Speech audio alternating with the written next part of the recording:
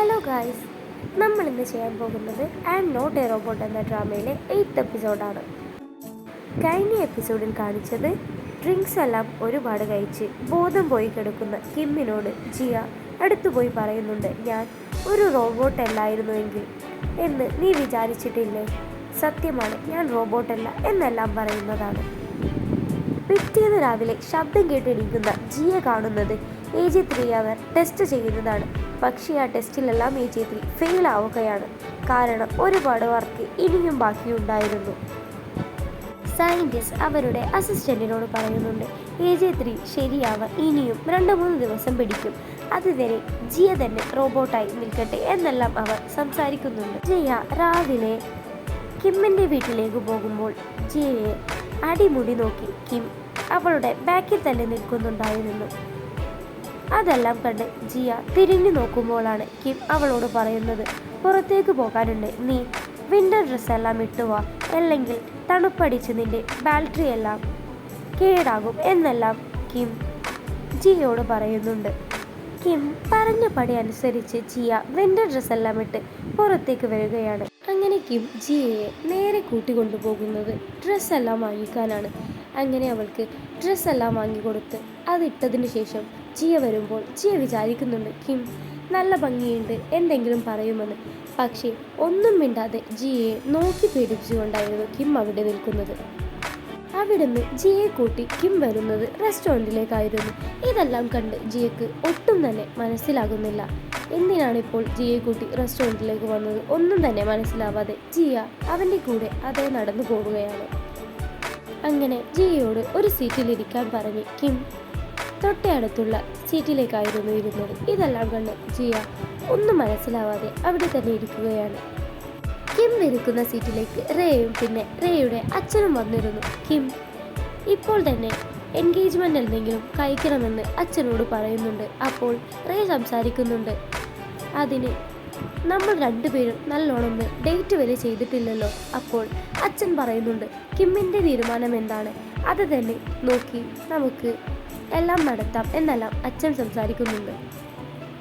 അങ്ങനെ അവരുടെ കൂടെ ഭക്ഷണം കഴിക്കുമ്പോൾ 15 വർഷത്തിന് ശേഷം ഭക്ഷണം കഴിക്കുന്നതിനായി കിമ്മിന് വളരെയധികം ബുദ്ധിമുട്ടെല്ലാം തോന്നുന്നുണ്ട്. ഇതെല്ലാം കണ്ട് ജിയ അവിടെ നിൽക്കുന്നുണ്ടായിരുന്നു. കിമ്മിന് വൊമിറ്റ് ചെയ്യാനെല്ലാം വരുന്നുണ്ട്. അങ്ങനെ അവരോട് ഇപ്പോൾ വരാമെന്ന് പറഞ്ഞ് കിം വാഷ്റൂമിൽ പോയി വൊമിറ്റെല്ലാം ചെയ്യുന്നുണ്ട്. കിമ്മിന് വളരെയധികം ബുദ്ധിമുട്ടെല്ലാം തോന്നുന്നുണ്ട്. കുറേ നാളുകൾക്ക് ശേഷമായിരുന്നു അവനിങ്ങനെ പുറത്തുനിന്ന് ഭക്ഷണങ്ങളെല്ലാം കഴിക്കുന്നത്. അങ്ങനെ വാഷ്റൂമിൽ പോയി വന്നതിന് ശേഷം കിം പറയുന്നുണ്ട്, എനിക്ക് റേയെ ഇത്രയ്ക്ക് ഇഷ്ടമാകാൻ കാരണം എൻ്റെ കൂടെ ആരുമില്ലായിരുന്നു, ഫാമിലി ആയാലും ഫ്രണ്ട്സ് ആയാലും. പക്ഷെ അവൾ എൻ്റെ എല്ലാ ബർത്ത്ഡേക്കും എനിക്ക് ലെറ്റർ എല്ലാം അയക്കുന്നുണ്ടായിരുന്നു. ഇതെല്ലാം കിം പറയുമ്പോൾ റേ ഒരുപാട് നെട്ടുന്നുണ്ട്.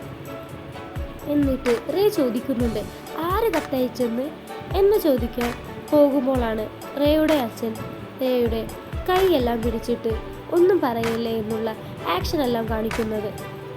അതെല്ലാം കണ്ടുന്നുണ്ട് അവിടെ ഇരുന്ന് കിം. പക്ഷേ കിം ഒന്നും തന്നെ ആരോടും മിണ്ടുന്നില്ല. അങ്ങനെ കിമ്മിനെ മീറ്റ് ചെയ്ത് തിരിച്ചു പോകുമ്പോഴാണ് റേയോടെ അച്ഛനോട് ചോദിക്കുന്നത്, ആരാണ് എൻ്റെ പേരിൽ കിമ്മിന് കത്തയച്ചത്? എനിക്ക് യാതൊന്നും മനസ്സിലാകുന്നില്ല. ഞാൻ അവനായിട്ട് ഇത്ര വർഷത്തിന് ശേഷം യാതൊരു ബന്ധവുമില്ല. പിന്നെ എൻ്റെ പേരിൽ ആരാണ് കത്തയച്ചത് എന്നെല്ലാം ചോദിക്കുമ്പോൾ അച്ഛൻ പറയുന്നുണ്ട്, അത് ഞാൻ പറഞ്ഞിട്ട് ആളെ കൊണ്ട് അയപ്പിച്ചതാണ്. ഇത് നീ ഇനി അവനെ വിളിച്ചു പറയാനൊന്നും നിൽക്കണ്ട. അവനിപ്പോൾ വളരെയധികം ഹാപ്പിയാണ് നീ കത്തയച്ചു എന്നതിൽ. ഇനി നീ വിളിച്ചു പറഞ്ഞ് അവനെ സാഡാകണ്ട എന്നെല്ലാം അച്ഛൻ പറയുന്നുണ്ട്. തിരിച്ചു പോകുന്ന കിമ്മിനോട് കിമ്മിൻ്റെ മുഖമെല്ലാം ശ്രദ്ധിച്ച് ജിയ ചോദിക്കുന്നുണ്ട്, മാസ്റ്റർ, നിങ്ങൾക്ക് ഇത്ര നാളുകൾക്ക് ശേഷം പുറത്തുനിന്ന് ഭക്ഷണം കഴിച്ചപ്പോൾ എന്തെങ്കിലും ബുദ്ധിമുട്ടെല്ലാം അനുഭവപ്പെടുന്നുണ്ടോ എന്ന് ചോദിക്കുന്നുണ്ട്. പക്ഷേ അതെല്ലാം കേട്ട് കിം പറയുന്നുണ്ട്, എനിക്ക് യാതൊരു പ്രശ്നവുമില്ല, നീ ഒന്ന് മിണ്ടാതെ ഇരിക്കുക എന്നെല്ലാം കിം ജിയോട് പറയുന്നുണ്ട്. പക്ഷേ ഇതെല്ലാം കേട്ടപ്പോൾ ജിയക്ക് വളരെയധികം സങ്കടമാവുകയാണ്. പിന്നെ ജിയ കിമ്മിനോട് ചോദിക്കുന്നുണ്ട്, നിങ്ങൾക്ക് ഇന്നലെ നിങ്ങൾ പറഞ്ഞത് എന്തെങ്കിലും ഓർമ്മയുണ്ടോ എന്ന് ജിയ കിമ്മിനോട് ചോദിക്കുന്നുണ്ട്. അതെല്ലാം കേട്ട കിം വളരെയധികം ദേഷ്യത്തിൽ പറയുന്നുണ്ട്, എനിക്കറിയാം നീ ഒരു യഥാർത്ഥ മനുഷ്യനായിരുന്നുവെങ്കിൽ ഞാൻ പറഞ്ഞതല്ലേ, അതിലെനിക്കിപ്പോൾ ലജ്ജയാണ് തോന്നുന്നത് എന്നെല്ലാം പറയുന്നുണ്ട്. എന്നിട്ട് ഒരുപാട് വഴക്കും പറയുന്നുണ്ട് ജിയയെ. പക്ഷേ ഇതെല്ലാം കേട്ട് ജിയക്ക് ഇമോഷൻസ് ഒന്നും അടക്കാൻ തന്നെ പറ്റുന്നില്ല. അവൾക്ക് ഒരുപാട് സങ്കടമാണ് ആകുന്നത്. അവിടെ നിന്ന് ഇതെല്ലാം കഴിഞ്ഞ് തിരിച്ചു വരുന്ന ജിയ സയൻറ്റിസ്റ്റ് നിന്റെ മുഖത്ത് എന്താണ് ഇത്ര സങ്കടമെന്ന് ചോദിച്ച് അവളോട് സംസാരിക്കുമ്പോൾ സയൻറ്റിസ്റ്റിനോട് ഒന്നും പറയാതെ അവൾ ദേഷ്യപ്പെടുകയാണ്. കിം ആണെങ്കിൽ റേ കൊടുത്ത എല്ലാ ലെറ്റേഴ്സും എടുത്തു നോക്കുകയാണ്. അപ്പോഴാണ് അവന് മനസ്സിലാകുന്നത് ഓരോ ടൈം അയച്ച ലെറ്റേഴ്സിലും ഓരോ ഹാൻഡ് റൈറ്റിംഗ് ആണ് എന്നെല്ലാം കണ്ട് കിമ്മിന് വളരെയധികം വിഷമം തോന്നുന്നുണ്ട്. ഇത്ര കാലമായി അവൻ ഇതൊന്നും അറിഞ്ഞില്ലല്ലോ എന്നുള്ള വലിയധികം വിഷമമായിരുന്നു അവൻ്റെ ഉള്ളിലുണ്ടായിരുന്നത്. ഇതെല്ലാം അറിഞ്ഞ് സങ്കടത്തിൽ കിം എഴുന്നേറ്റ് നോക്കുമ്പോഴാണ് അവൻ്റെ ഷെൽഫിൽ ഹാർട്ട് ഷേപ്പിലുള്ള ലൈബ്രറി ബുക്സ് എല്ലാം അവൻ കാണുന്നത്. അവനെ കിസ് ചെയ്ത ദേഷ്യത്തിൽ റോബോട്ടിനോടായിരുന്നു ഈ പണിയെല്ലാം ചെയ്യാൻ പറയുന്നത്. ജിയയാണ് അത് ഹാർട്ട് ഷേപ്പിലുള്ള ലൈബ്രറിയാക്കി മാറ്റിയത്. സയൻറ്റിസ്റ്റ് നേരെ കിമ്മിൻ്റെ അടുത്തേക്ക് ചെന്നിട്ട് കിമ്മിനോട് പറയുന്നുണ്ട്, നിങ്ങൾ എൻ്റെ റോബോട്ടിനെ എന്താണ് പറഞ്ഞത്? അവൾ അധികം ദേഷ്യത്തിലാണല്ലോ, വളരെയധികം സങ്കടത്തിലും. അത് പറഞ്ഞു കേൾക്കുമ്പോൾ കിം യാതൊരു മൈൻഡും കൊടുക്കാതെ പറയുന്നുണ്ട്, അതൊരു റോബോട്ട് മാത്രമാണ്, അതിന് ഇമോഷൻസ് ഒന്നും ഉണ്ടാകില്ല. ഞാൻ അതിനെ ചീത്ത പറഞ്ഞു എന്ന് പറഞ്ഞ് എന്നോട് വന്ന് ഇങ്ങനെ പറയാൻ നിങ്ങൾക്ക് നാണമില്ലേ എന്നെല്ലാം കിം സയൻറ്റിസ്റ്റിനോട് ചോദിക്കുന്നുണ്ട്. ജിയയെ അവളെ ചേട്ടത്തി വിളിച്ചത് കൊണ്ടായിരുന്നു അവൾ ചേട്ടൻ്റെ വീട്ടിലേക്ക് പോയത്. അവർ പ്രഗ്നൻ്റ് ആയതുകൊണ്ട് മകൾക്ക് എന്തോ അലർജി കാരണം ഹോസ്പിറ്റലിൽ കൊണ്ടുപോകാൻ പറ്റാതെയായി. ജിയയോട് കൊണ്ടുപോകാൻ പറഞ്ഞാണ് അവർ ജിയയെ വിളിച്ചു വരുത്തുന്നത്. പീനട്ട് എന്തോ കഴിച്ച് അവൾക്ക് മേലാസകലം അലർജിയായി മാറിയതായിരുന്നു. ജിയ ആ കൊച്ചിനെ കാണിക്കാൻ കിം കാണിക്കുന്ന അതേ ഡോക്ടറുടെ അടുത്തായിരുന്നു കൊണ്ടുവന്നത്. പക്ഷേ ജിയക്കറിയില്ലായിരുന്നു അത് കിമ്മിൻ്റെ ഡോക്ടറാണെന്ന്. ആ കൊച്ചിനെ കാണിച്ച് അലർജി പീനട്ട് കാരണമാണ്, ഇനി പീനട്ടൊന്നും കഴിക്കണ്ട എന്നെല്ലാം പറഞ്ഞ് അവളെ പുറത്തേക്ക് നിർത്തുന്നുണ്ട്. അപ്പോഴാണ് ജിയ ഡോക്ടറോട് ചോദിക്കുന്നുണ്ട്, മനുഷ്യനെ തൊട്ടാൽ മനുഷ്യന് അലർജി വരുമോ എന്ന് കേൾക്കുമ്പോൾ ഡോക്ടർ പറയുന്നുണ്ട്, അത് 10-1 ആളുകൾക്ക് ഈ ഭൂമിയിലുള്ളൂ. അത് അധികമൊന്നും ആളുകൾക്ക് ഉണ്ടാകാറില്ല.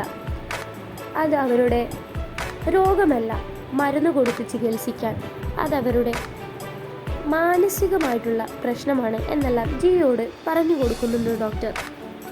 ജിയ തിരിച്ചു പോകുമ്പോഴും കിമ്മിൻ്റെ ഡോക്ടർ പറഞ്ഞ അതേ കാര്യമായിരുന്നു ആലോചിച്ചു കൊണ്ടിരുന്നത്.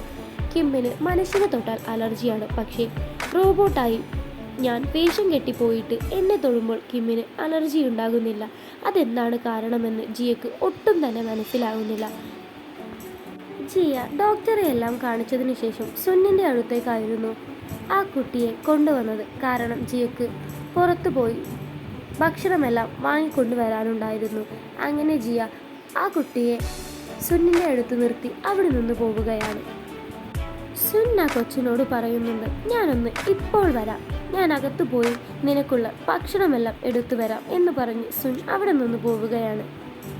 അപ്പോഴാണ് കിം അവിടേക്ക് വരുന്നത്. കിമ്മിനെ കണ്ടയുടൻ ആ കൊച്ച് കിമ്മിനോട് ചോദിക്കുന്നുണ്ട്, എനിക്ക് പീനട്ട് കഴിച്ച് അലർജി ആയിരിക്കുവാണ്, നിങ്ങൾക്ക് വല്ല അലർജിയുമുണ്ടോ എന്നെല്ലാം നിർത്താതെ ആ കൊച്ച് കിമ്മിനോട് സംസാരിക്കുകയാണ്. അപ്പോഴാണ് സുൻ അവിടേക്ക് വരുന്നത്. സുന്നിനെ കണ്ടയുടൻ കിം അവിടെ ഇരുന്ന് സുന്നിനോട് സംസാരിക്കുന്നുണ്ട്. എൻ്റെ എൻഗേജ്മെൻറ്റ് കഴിക്കാൻ പോവുകയാണ്, എനിക്ക് അവളോട് എങ്ങനെയാണ് നല്ലോണം റൊമാൻറ്റിക്കായി പെരുമാറേണ്ടത് എന്നെല്ലാം നീ പഠിപ്പിച്ചു തരണം എന്നെല്ലാം പറയുമ്പോൾ സുൻ ചോദിക്കുന്നുണ്ട്, നിങ്ങളുടെ ഫസ്റ്റ് ലവ് മോഷ്ടിച്ചു പോയ ആ ആളെയാണ് നിങ്ങൾ എൻഗേജ്മെൻറ്റ് കഴിക്കാൻ പോകുന്നത് എന്നെല്ലാം ചോദിക്കുന്നുണ്ട്. അപ്പോൾ കിം പറയുന്നുണ്ട്, അല്ല, അതൊരു ഇമോഷൻസും ഒന്നുമല്ലാത്ത ഒരു ആളാണ് എന്ന് പറയുന്നുണ്ട്. കിം പിന്നെ പറയുന്നുണ്ട്, എൻ്റെ ഫസ്റ്റ് കിസ്സാണ് അവൾ മോഷ്ടിച്ചു കൊണ്ടുപോയത്, ഫസ്റ്റ് ലവ് അവളല്ല എന്നെല്ലാം സുന്നിനോട് പറയുമ്പോൾ സുൻ പറയുന്നുണ്ട്, നിങ്ങളെ കിസ് ചെയ്യണമെങ്കിൽ അവൾക്ക് നിങ്ങളോട് ഒരുപാട് ഇഷ്ടം കാണും, അതുകൊണ്ടല്ലേ അവൾ നിങ്ങളെ കിസ് ചെയ്തത്, പിന്നെ നിങ്ങൾ എന്തിനാണ് അവളെ ഒഴിവാക്കുന്നത്? പിന്നെ സുൻ പറയുന്നുണ്ട്, സ്നേഹിക്കാം, അതൊരു ആണ് പെണ്ണ്, അവരുടെ ജാതി മതം അങ്ങനെയൊന്നുമില്ല. അതെല്ലാം കരുതിയാണ് നിങ്ങൾ അവളെ സ്നേഹിക്കാതിരിക്കുന്നതെങ്കിൽ അത് അവളോട് ചെയ്യുന്ന വളരെയധികം തെറ്റാണ് എന്നെല്ലാം സുൻ കിമ്മിനോട് പറഞ്ഞു കൊടുക്കുന്നുണ്ട്. സുന്നിനോട് സംസാരിച്ചു കഴിഞ്ഞ് കിം അവിടെ നിന്ന് പോകുമ്പോഴാണ് ഇതൊന്നും അറിയാതെ അവിടേക്ക് ജിയ വരുന്നത്. സുൻ പറയുന്നുണ്ട് ജിയയോട്, കിം ഇപ്പോൾ വന്നിരുന്നു, കിമ്മിൻ്റെ എൻഗേജ്മെൻറ്റ് നടക്കാൻ പോവുകയാണ് എന്നെല്ലാം സുൻ ജിയയോട് പറയുമ്പോൾ ജിയക്ക് ഒരുപാട് സങ്കടമാണ് ആകുന്നത്. പക്ഷേ സുന്നിൻ്റെ മുമ്പിൽ അവൾ അതൊന്നുമില്ലാതെ പോലെ അഭിനയിക്കുകയാണ്. തിരിച്ചു കിം വണ്ടിയിൽ പോകുമ്പോൾ സുൻ പറഞ്ഞ കാര്യമായിരുന്നു കിമ്മിന് ഓർമ്മ വന്നുകൊണ്ടിരിക്കുന്നത്. അവൻ്റെ ഈ എൻഗേജ്മെൻ്റ് അറിഞ്ഞാൽ അവനെ കിസ് ചെയ്ത ആൾക്ക് വളരെയധികം സങ്കടമുണ്ടാകും, പിന്നെ അവൾക്ക് ഒരുപാട് നിങ്ങളെ ഇഷ്ടമുണ്ടാകും എന്നെല്ലാം കിം ആലോചിക്കുകയാണ്. റേ ആണെങ്കിൽ അവളുടെ എൻഗേജ്മെൻ്റ് കാര്യമെല്ലാം യുചോളിനോട് പറയാൻ വരുന്ന യുചോൾ അവൻ്റെ ലവ് അവളോട് കൺഫസ് ചെയ്യുന്നുണ്ട്. അതെല്ലാം കേട്ട് അവൾ നെട്ടുന്നുണ്ട്. അവൾ പറയുന്നുണ്ട്, ഞാൻ നിൻ്റെ കസിനെയാണ് വിവാഹം കഴിക്കാൻ പോകുന്നത്, പിന്നെ എന്തിനാണ് നീ എന്നോട് അങ്ങനെ പറയുന്നത് എന്ന് പറയുമ്പോൾ യുചോൾ പറയുന്നുണ്ട്, എനിക്ക് നിന്നെ ആദ്യം മുതലേ വളരെയധികം ഇഷ്ടമാണ്, പക്ഷേ നിനക്കിഷ്ടം കിമ്മിനെ ആയെന്ന് മാത്രമുള്ളൂ എന്നെല്ലാം അവർ പറയുന്നുണ്ട്. KM ഫിനാൻഷ്യലിൻ്റെ കോൺടെസ്റ്റിൽ പങ്കെടുക്കാൻ സുൻ ജിയക്ക് ഒരു വിഗും ഗ്ലാസും അതിൻ്റെ കൂടെയുള്ളൊരു മീശയും അതെല്ലാം കൊടുക്കുന്നുണ്ട്. കാരണം കിം അവളെ കണ്ടാൽ മനസ്സിലാക്കാതായിരുന്നു, അതുകൊണ്ടായിരുന്നു അവർ ഇതെല്ലാം വാങ്ങിക്കൂട്ടുന്നത്.